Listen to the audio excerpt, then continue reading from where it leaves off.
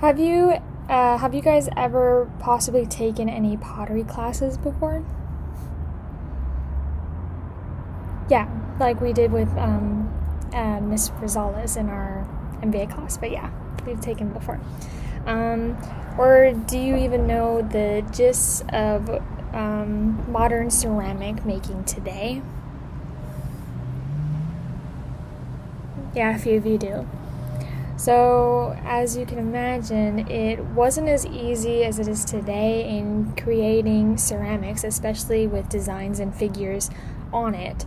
Um, but as in that, I learned in ancient Greek, vase production and black figure techniques took a really long process that took about roughly 3 to 4 days, about. And basically, uh, to make the vase, they had to like curate this naturally purifying clay, which was basically like dirt and had other stuff in it. But then they put water in it and let it sit for a really long time until basically all of the impurities fall to the bottom, and then on the top it's just like a kind of moist, damp layer of clay that's perfect and ready to be sculpted into a vase or figure. Um, sorry.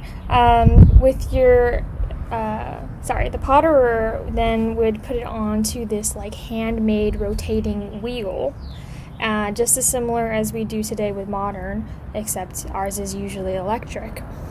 And the potterer would then either have an assistant or the potterer would turn it themselves while they're sculpting the clay into a depending shape or form. And on top of that is that they had to do the similar weighting scale as us, where they have to let it wait and dry at least a little bit to make it dry. So that's similar today for modern pottery, and it hasn't changed much since then, other than the process has sped up quite drastically.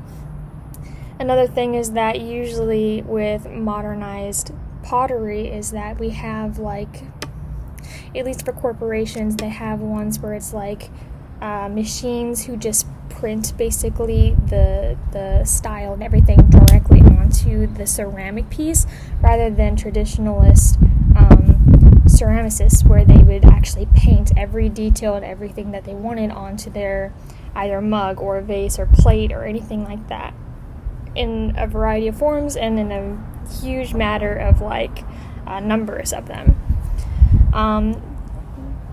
Back then, at least in ancient Greek times, because that was famous for them to do their pottery, it took much longer process because they had to do intricate details to it.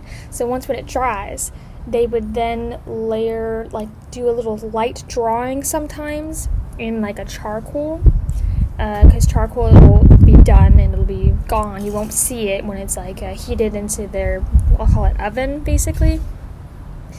And then they would put their specially made paint, which would either be made out of other types of like colored dirt, or it'd be mixed leaves or something like that, something that will make it a different modified color than the original based clay, which is usually a reddish brown for the most part, depending on how long you cook it and when you exactly take it out, because there are specified times to make sure it's all appropriated correctly to get either a black looking vase or a reddish brown looking vase, depending on what you want.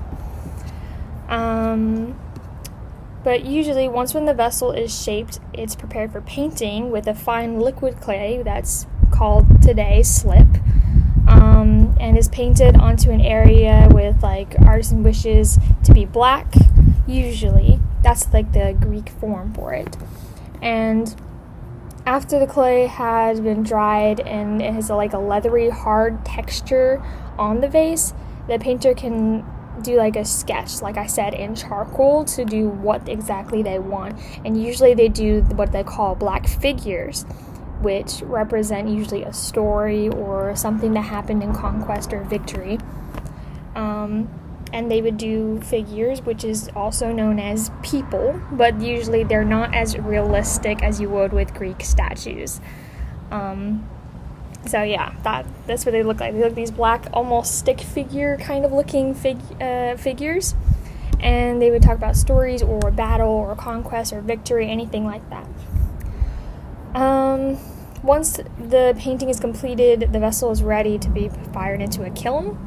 And they had these made-ready kilns, which basically the whole process in actual baking was around 7 to 8 hours, but that's not including the time after it needs to be cooled off completely, which was roughly 12 hours to fully cool everything down. It needs to be fully cooled off before you could take it out of the kiln at all. Or else if you take it into drastic temperatures from very hot to very, cold or modern, like today, like a little windy, it could crack it or break it or make it more brittle than it should be.